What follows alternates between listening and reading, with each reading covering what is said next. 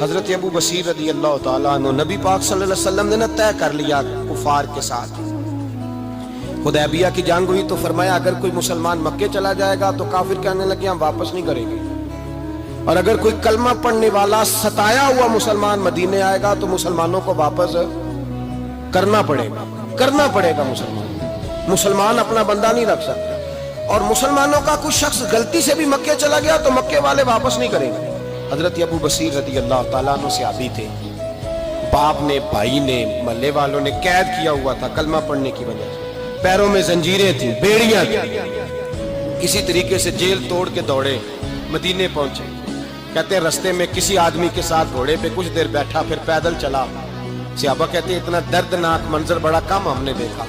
ابو بصیر جس گلی سے گزرتے وہاں خون پھیل جاتا، ان کی ٹانگیں خون سے کٹتی، وہ زنجیریں بندھی ہوئی، در رسول پہ حضور میں بھاگ کے آیا ہوں۔ کہتے ابھی نبی پاک صلی اللہ علیہ وسلم ان کی بات سن ہی رہے تھے کہ پیچھے سے قریش کے 2 سپاہی بھی آ گئے، کہنے لگے یہ بھاگ کے آیا ہے اور آپ کا وعدہ تھا کہ آپ واپس کریں گے۔ حضرت سیدنا ابو بصیر سامنے کھڑے، سامنے 2 سپاہی آ گئے، ذرا دیکھیے ایمان کی پختگی، ایمان، یقین اور استقامت۔ امام بہقی نے دلائل کے اندر لکھا ہے، فرماتے ہیں نبی کریم صلی اللہ علیہ وسلم نے ان کی طرف دیکھا تو حضور کی مقدس آنکھیں آنسوؤں سے بھر گئیں۔ حضور نے فرمایا ابو بصیر تیری تکلیف مجھے نظر آ رہی ہے پر میں نے وعدہ کیا ہوا ہے، میں نے وعدہ، بھئی یہاں ڈٹ کے رہنا بڑا مشکل ہے، یہاں قائم رہنا بڑا کٹھن مرحلہ ہے، یہاں آزمائش کے موقع پر دین پر انہوں نے تو رکھا ہی نہیں، لوگ تانے دیتے ہیں، باتیں کرتے ہیں، رکھا ہی نہیں، تو پھر ان کا بنتا ہے۔ حضور نے فرمایا تجھے جانا پڑے گا۔ صحابہ کہتے ہیں پورے مدینے میں ایسے تھا جیسے سوگ کا سما ہو۔ جب وہ 2 سپاہی حضرت ابو بصیر کو پکڑ کے لے جا رہے تھے تو وہ پلٹ پلٹ کے پیچھے دیکھتے تھے، پلٹ پلٹ کے، پیروں میں خون ہے، آنکھیں آنسوؤں سے بھری ہوئی۔